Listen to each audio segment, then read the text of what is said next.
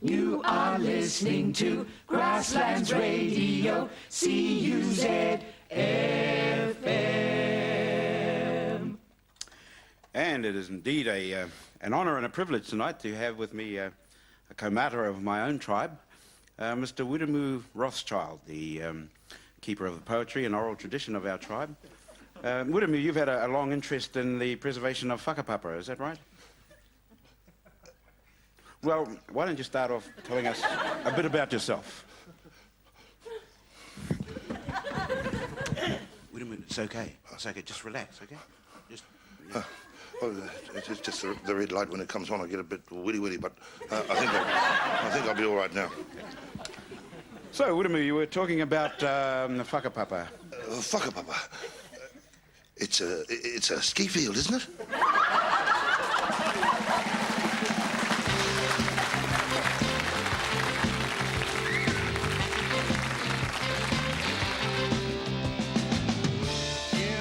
Jungle green, what a sight to be seen. With spit-polished boots and a practice salute, I didn't really understand the danger. What am I doing in Southeast Asia? Then I saw her play for the troops one day. I knew that in time that you would be I'll swap my gun for a life of your love and make a living on talkback radio. And it's a 1, 2, 3, settling down, the red lights on. And it's a 1, 2, 3, settling down, the red lights on. And it's a 1,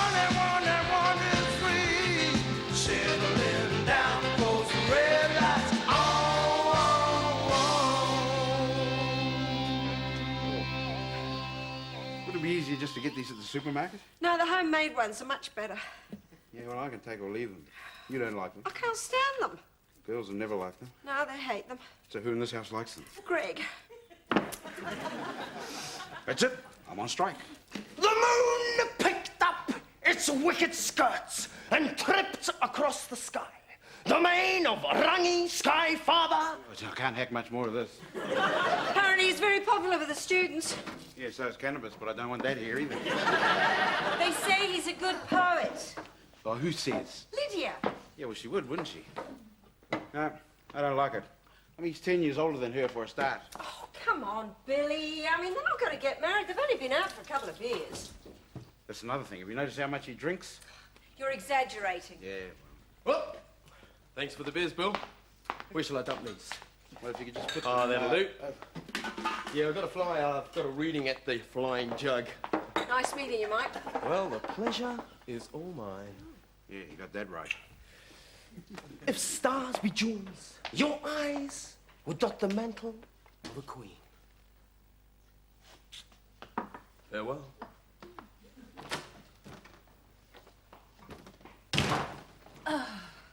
What was that? It was Mike extemporizing. Poetry just flows out of him. Yeah, we all know what flows into it. He says this place has a lot of ambience. You had a lot of beer, too, till he arrived. You going to go to the reading? Oh, I don't need to. He read them for me.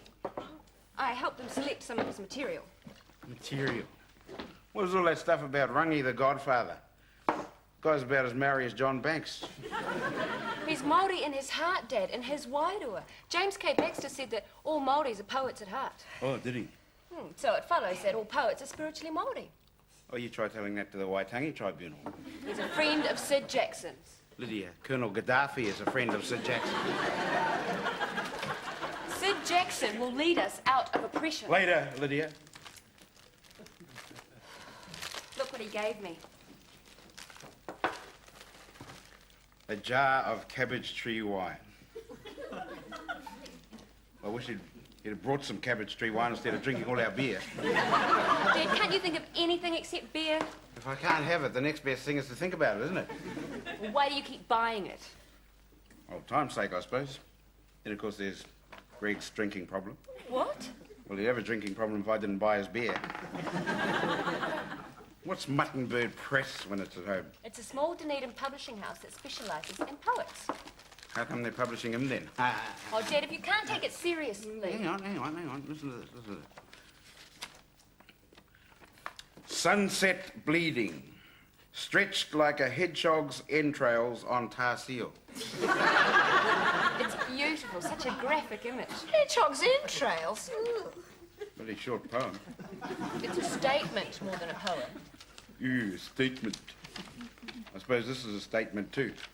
Homebrew drunken, tight as a seagull's bum. See? Beer again. He's got this fixation with beer. Bonjour, mate. Did someone mention the magic word beer? Don't mind if I do. Yeah, well, he could have done if the Lager Laureate hadn't cleaned us out. Actually, Dad, Mike was saying that he'd be prepared to read some of his poems on your show. Lydia, my audience trusts me to come up with real people, genuine issues. I'm not going to insult their intelligence with hedgehog's guts. Hedgehog's guts? Entrails. Oh, just a squiz, please. Well, I think you're missing the perfect chance to get some true culture on your show. Look, if I wanted that sort of culture, I would have gone out and gotten Sid Rewaka and his Chainsaw Orchestra. This is beautiful. See, at least Greg appreciates his poems. Ooh, that's an endorsement. I haven't got to the poems yet. I was just reading the dedication. To my mother and father, who sparked my flame and made me possible. These are beautiful words, Billy. This Michael Urquhart strikes me as being a bit of a thinker. Greg, to you, Russell Rooster's a bit of a thing. So you just go around the pubs and the unis and such, reading your poems? That's right, Greg. And Marais. Doing a lot of work at Marais. Sounds easy work. Oh, it's not easy, Greg. I mean, it's your guts on the track, isn't it? Guts on the track. Yeah. That's one of your poems, isn't it? Like, it's a bit like a hedgehog's entrails on the tar seal. Oh, so you've read a jar of chemistry wine, have you? Yeah, I thought the dedication was beautiful. So you actually get paid for doing this sort of work? Well, yes. That's not the important thing, Greg. It's an opportunity for Mike to reach people with his art. Oh, yeah? How much they pay to be reached? Oh, I just take the door. $10 a head. $10 a head. And how many people come to these sort of do's? Oh, yesterday would have been 100, 150. $10 a head? Then there's the grant from the Arts Council, of course. Carry the 5. Greg, that's not important. It's the message. Yeah, I'm starting to get the message, all right. 1,500 smackaroos! Lid, pen.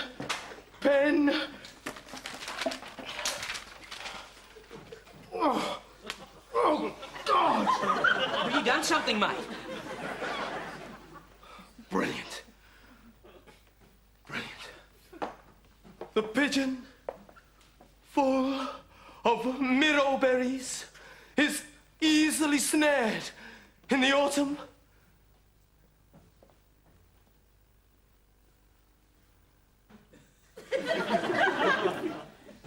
Is that it? That was beautiful, Mike. Lid, car! I've got to get to a beach. Mike, keys. What do you make of him, Nad? What a retard. Well, if he is, he's a rich retard. Geez, $1,500 just for reading some poems. Poems. Anyone could write that sort of stuff. Can they? As I scream cherry yellow in the HQ Holden daydream. See, it doesn't even make sense. Well, they're not supposed to, are they? Poems? Typical Lydia, isn't it? I think she's looking for a father figure. She's already got a father figure. Oh, yeah, who? Her father. Well, Billy, you know. Yeah. $1,500. Geez, you score that every night, you'd soon be in the Kerry Packer League. I suppose he's better than her last boyfriend, that guy Hone, who wanted Winston Peters hanged as a war criminal. Or that bozo from Parkyar's awash with guilt. Nigel the nerd! Oh, what a dill. I reckon that guy's from the very, very Green Party. Apple tree, tell me your secrets. Has any man hung from your branches? Is your fruit bitter? That would be a crime.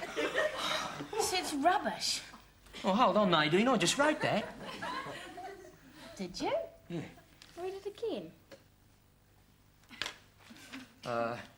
apple tree, tell me your secrets. Is any man hung from your branches? Is your fruit bitter? That would be a crime. Sounds just like his stuff. Does it?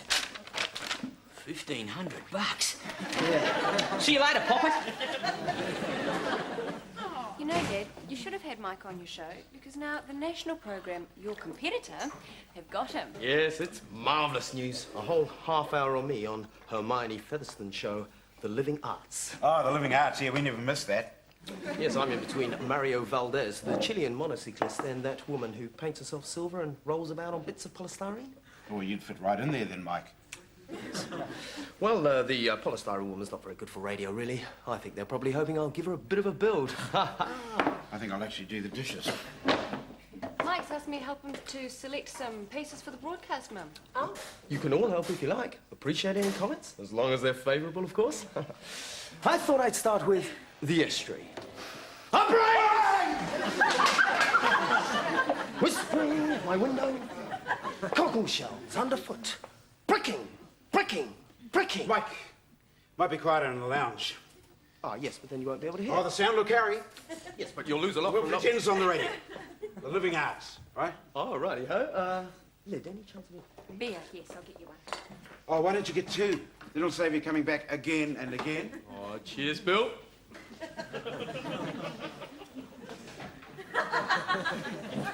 Had it up to here with poetry?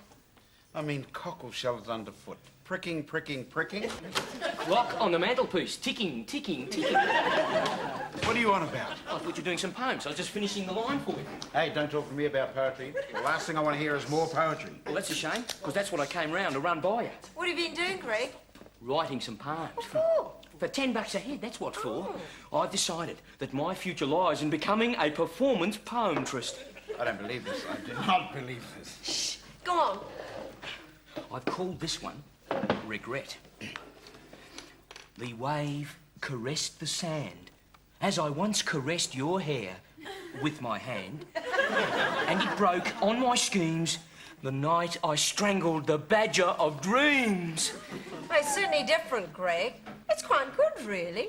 Don't think I understand the bit about strangling the badger of dreams. Ah, well, it's a statement, you see. It's a bit like hedgehog's entrails, but I couldn't use that because Michael's already used that, so I used badgers. Badgers. Yeah, it's right through the collection. Well, they've tunnelled right through the collection, have they? Billy. Would you like me to read the second verse? Yeah, go on, Greg. I was going to stick my head in the microwave, but no, this will be much more fun.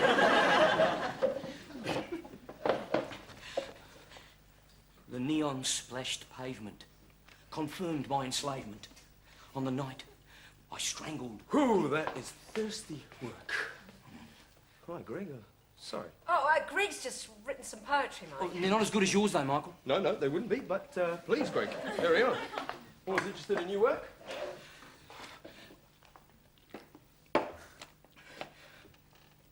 The neon-splashed pavement confirmed my enslavement. On the night, I strangled the badger of dreams. Greg, I can't help feeling they're just a trifle stylistically immature. Oh, and brain-dead cabbage trees are mature, are they, Mike? Exactly, Billy, exactly. Greg. Yeah? Carry on. The nickel-speckled glacier in your eyes beckoned me... Greg. You've got to perform it. I mean, if he did it like that at the glue pot, you'd be murdered. Now, give it. The nickel-speckled glacier in your eyes beckoned me to wear a strange disguise. The night I strangled the badger of dreams. Sounds much better when you do it, Michael. Well, of course it does, Greg. I mean, I can lift the lines, but I can't save the poem. Although some of these aren't bad. Oh, do you think some of them could get published? No. But Greg should keep working in 3, 4, 10 years, perhaps. He might be climbing up to where I am. You see, Greg, it's polish. Polish, polish. But I'll tell you what I'll do. I'll be in Dunedin next week. I'll take them to my publisher. Mike, you're joking. Muttonbird Press. No, it's actually Muttonbird are in receivership. It's Oystercatcher Press now. You take my poems to your publisher? Greg, I'm always ready to help out a colleague. I mean, he'll probably throw most of them away. But you never know. second opinion, meanings of minds. Lid. Car. I've got to get a rubbish tip. I've got a rubbish image for me. Mind if I take one of these? Check it out with Greg. He's doing the stock taking. Greg? Right. Yeah. Oyster catch a press, eh? Oh, I can see it now. To my mother and father, from whose fertile loins I came. Hey! Yeah? You can't say that. Oh, yeah, you're right. I got it. To William and Thelma. Greg. Yeah? Shut up! Bill, ticker. Oh, Natty! You're making me look like somebody's grandmother. Oh, you do it, Billy. You know, anybody could make up that sort of rot. Even Uncle Greg. It's not easy to write poetry. No, it's easy to write diabolically awful poetry. Dad, no one wears their skirts that high. You do? I'm not my mother. Oh, how long did it take you to figure that one out? Your mother has very nice legs, thank you. Yeah, nevertheless, I think we better leave a few inches to the imagination. Did you write poetry for Mum when you fell in love? I'll have you know that our battalion was very well known for its limericks. Can you imagine your father reciting poetry? No, but I couldn't imagine Uncle Greg doing it either. Yeah, I'd do it better than he could. Come on. Yeah, go on then.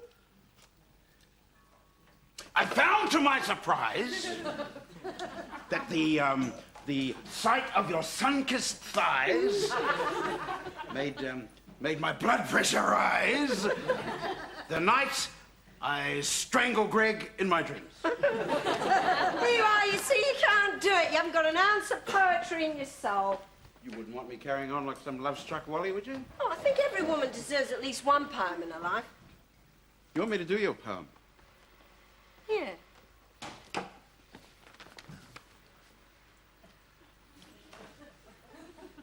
Stark, bright, pool of light, throbbed against the blackness of 1,000 hungry men. Transparent, shimmering, you floated with your song and made the guns fall silent in my heart. Billy.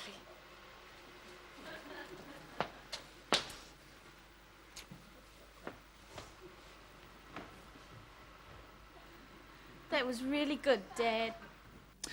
Hey, this could be worth a cooked breakfast for a week.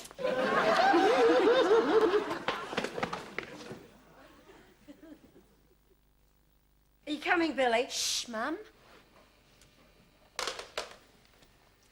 Started yet? Shh. What happened to the Chilean motorcyclist? This is him. He plays the violin at the same time. Shh.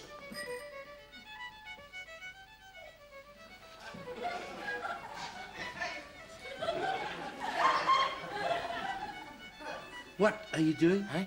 I'm trying to imagine him like Lid said. Geez, it's tough going, though. Thank you, Maria Valdez. And now we turn from motorcycling to poetry. With me in the studio is the increasingly popular Mike Uckett. Hello, Hermione. Wonderful to be here. Really wonderful.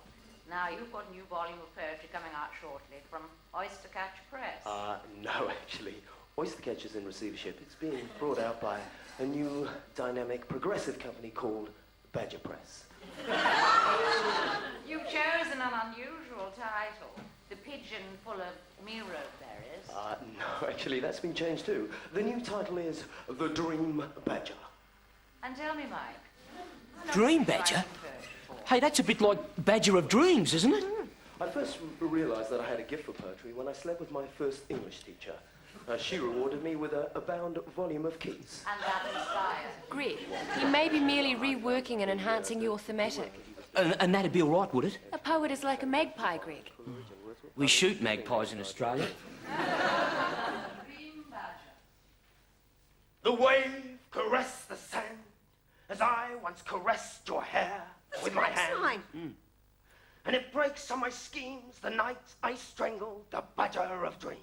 Hang on, that's my poem, isn't it? The neon-splashed pavement confirmed my enslavement. The night I strangled the Badger of Dreams. That is my poem. Probably liked it. The Dream Badger is an anthology. He'll credit you with it at the end. The nickel-speckled glacier in your eyes prompted me to wear a strange disguise. The night I strangled the Badger of Dreams. Yeah, well, what happens now? An unusual image, the Badger. When did that come to you? Well, I was sitting at Cape Kidnappers recently, watching the gannets wheel and turn, and badgers came to me, so I began my Badger series. I tell you, he stole my poem. That's my poem. Lydia, what's going on? Oh, Billy, maybe it's a mistake. Well, this didn't get me best one. That's a classic. What is it? Badger in a jar. Yes, I wrote this little one in a little pub looking out over Kapti Island, home of Te Ropraha. I decided to call it Badger in a Jar. I saw a shooting star. It fell. I'm really very sorry, Greg. I don't know what to say. I told you he was a retard. Well, I suppose there's one good thing to come out of this. At least I know my poems are good enough to be read out on the radio. Yeah. You're not going to be able to read them out on the radio, Greg. Well, why not? Well, then everyone would think that they're his and that you pinched them. Oh, yeah, yeah. Anyway, they're being published in that book. What? Badger of Dreams. Oh, yeah, I couldn't read them out on the radio. Oh, jeez. This is worse than New South Wales winning State of Origin. Yeah, it's really rotten. Yeah, you're right, sis. Oh, well, mate. You win some, you lose some, mate. Yeah, that's the story, Billy. Oh, well, there's only one thing left to do. What's that? I'll just have to write some more. Jeez, I can churn these things out like nobody's business. Piece of weasels. In fact, that's not a bad title for me next collective. A piece of weasel. Sis, pen. Bill, car. I've got a beer image. Come on, Bill, I've got to go to the pub. You couldn't spend us a tenner, could you? Oh.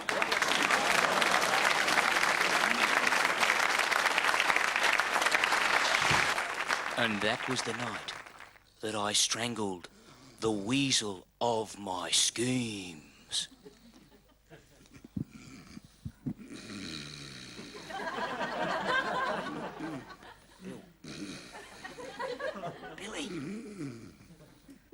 Billy! Hey, what? Oh, Greg, yeah, Yeah, thanks, man. Well, for the last hour,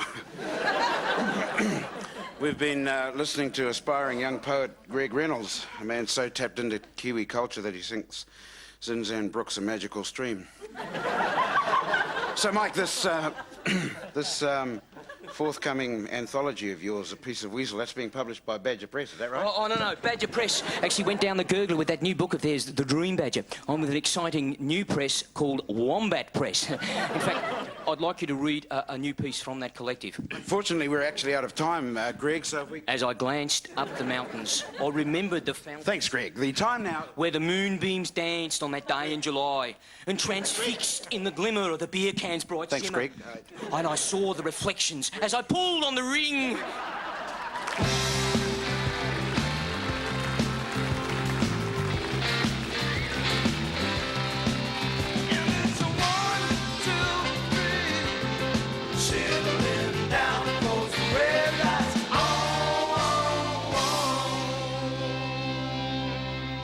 There in the glare of the old Abbo stare... Greg! Yeah? Shut up! This was an Eisenberg project in association with New Zealand On Air, with funding support from the Broadcasting Fee.